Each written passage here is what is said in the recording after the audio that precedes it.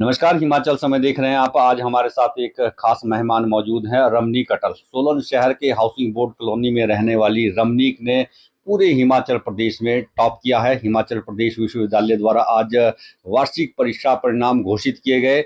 Arts stream में रमनीक ने पहला स्थान हिमाचल प्रदेश में प्राप्त किया है। तो रमनीक से बात करेंगे किस तरह की उनकी स्टडी रही है और इस पूरे सफर में उनका कैसा अनुभव रहा है। रमनीक, बहुत बहुत शुभकामनाएं आपको। Thank you sir. तो सबसे पहले तो आप आपके जो अंक हैं first year, second year, final year, एक एक करके आप शेयर करें, उसके बाद आगे की बात करेंगे। ठीक है सर। तो सर फर्स्ट ईयर में मेरे 692 आए थे आउट ऑफ 800 और सेकंड ईयर में 691 थे आउट ऑफ 800। थर्ड ईयर में 708 है आउट ऑफ 800 और जो एग्रीगेट है ऑल 3 इयर्स का वो है 2400 में से 2091।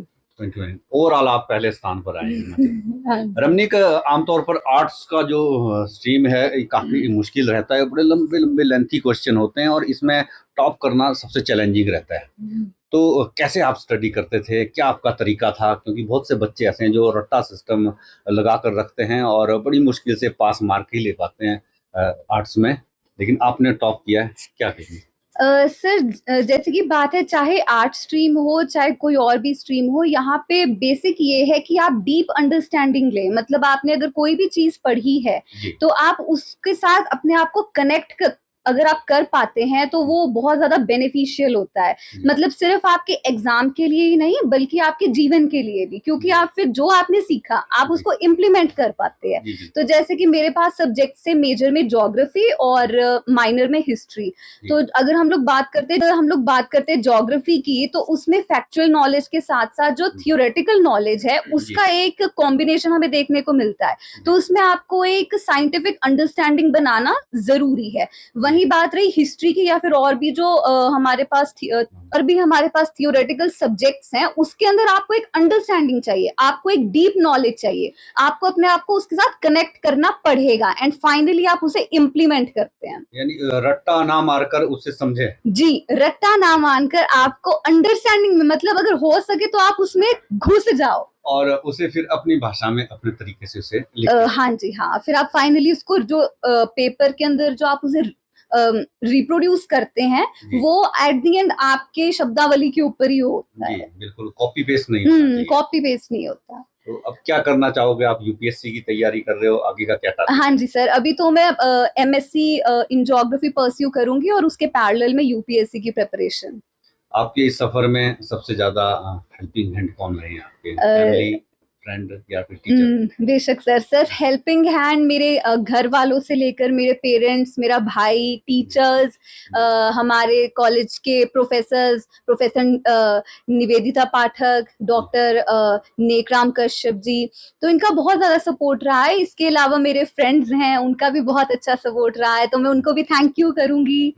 हाँ जी। यूपीएससी की तैयारी कर रहे हो, अगला टारगेट क्या है? अगला टारगेट हाँ जी यूपीएससी है सर। यूपीएससी हाँ जी। और उसके पैरेलल में एमएससी हाँ जी ज्योग्राफी।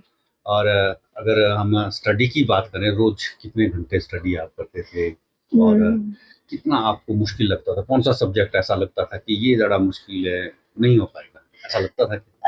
वैसे सर ऐसा तो कोई सब्जेक्ट नहीं था जिसको हम बोले कि नहीं हो पाएगा, ये तो मेरे दिमाग में नहीं कभी आया। हाँ जी, लेकिन हाँ जी मैं मतलब रोज 2-3 घंटे तो स्टडी को दे देते थे।